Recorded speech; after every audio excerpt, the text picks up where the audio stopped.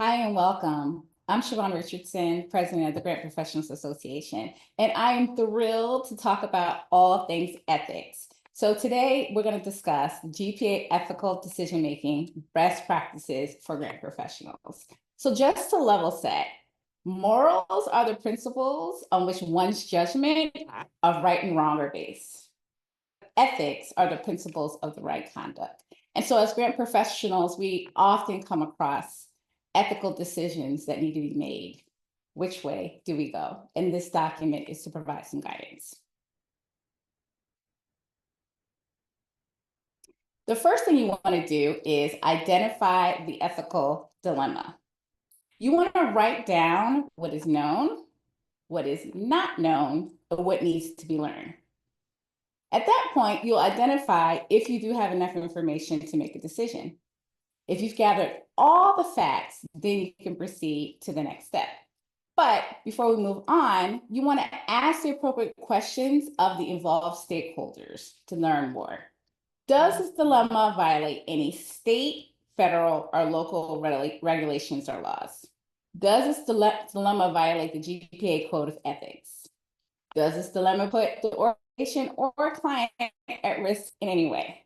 So really good questions to start with, but really challenge yourself to think about additional questions before we move on to the next step. Evaluate the options. You really want to think about which option best respects the rights of all who have a stake. We call this the rights lens. You also want to identify which option treats people fairly, giving them each what they are due, which is the justice lens. Which option will produce the most good and do the least harm for as many stakeholders as possible? This is the utilitarian lens.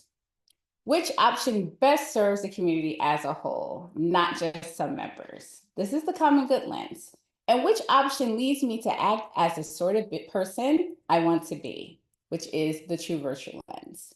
And which option appropriately takes into account the relationships, concerns, and feelings of all stakeholders.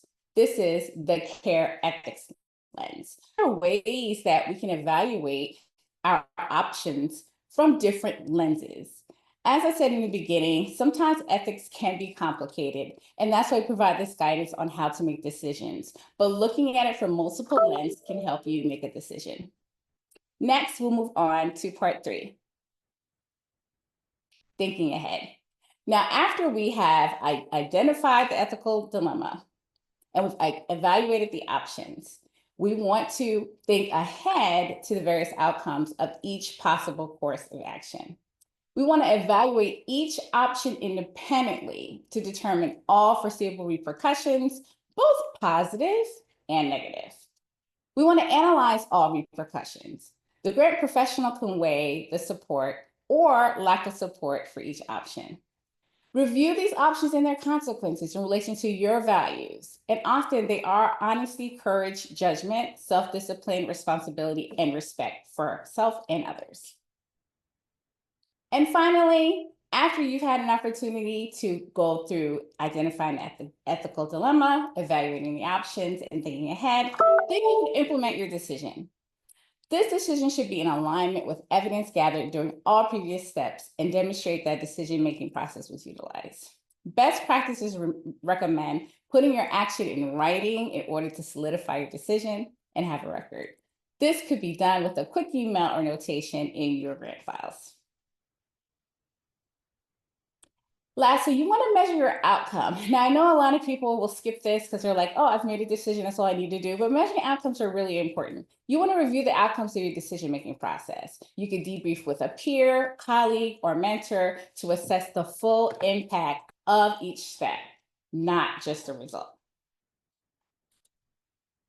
So that is the conclusion of the decision-making process. What I have reviewed for you is actually including these additional resources. So the first link that's provided is the GPA Code of Ethics.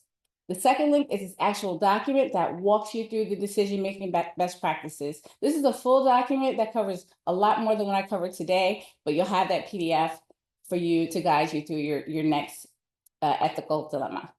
We have an ethics resource page on the grantprofessionals.org page. There's also a one-page ethics document for those that are new to the field of being a grant professional. And we also do have ethics frequently asked questions. Thank you for this time. And does anyone have any questions?